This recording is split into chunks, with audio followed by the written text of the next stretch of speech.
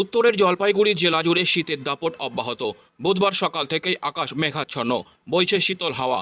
হালকা কুয়াশার চাদরে মোড়া জলপাইগুড়িতে সূর্যের দেখা মেলেনি এখনো পর্যন্ত।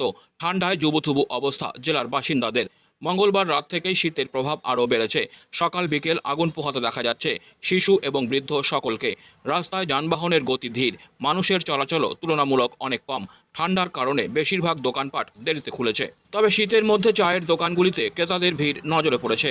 এক কাপ গরম চা যেন এই ঠান্ডার মাঝে উষ্ণতার একমাত্র উৎস। শীতের এমন প্রভাবে জনজীবন কিছুটা হলেও ব্যাহত হচ্ছে। তবে জলপাইগুড়ির মানুষজন শীতের এমন পরিবেশ উপভোগ করছেন নিজেদের মতো করে। অনেকদিন পর তো আবার বেশ ঠান্ডা পড়লো জলপাইগুড়ি। হ্যাঁ, অনেকদিন পরে ঠান্ডা পড়লো। তো ঠান্ডা তো পড়তেছিল না, যাই হোক ভালো লাগতেছে, কারণ ঠান্ডাটা না হলে অসুখ বিসুখ আবার কী যে হয় বলা মুশকিল। মনে হয় জলপাইগুড়ি থেকে ঠান্ডার পরিবেশটা কমছে। না, এমনি তো এখনও বোঝা যাচ্ছে না। এখন তো ওদের দেখছি ঠান্ডা পড়তেছে, ঠান্ডা কমই লাগে, আবার এখন তো বাড়ছে। আজকে ঠান্ডা আছে। কালকে রাত্রে বাচ্চা কি করছে না? হ্যাঁ, বাড়িতে এখানে তো চা খাচ্ছি, আর বাড়িতে তো আগুন টাগুন দাবাচ্ছি, গরম গরম ভাত। এখন কি করা যাবে, ঠান্ডা জিনিস তো খাওয়া যাবে না।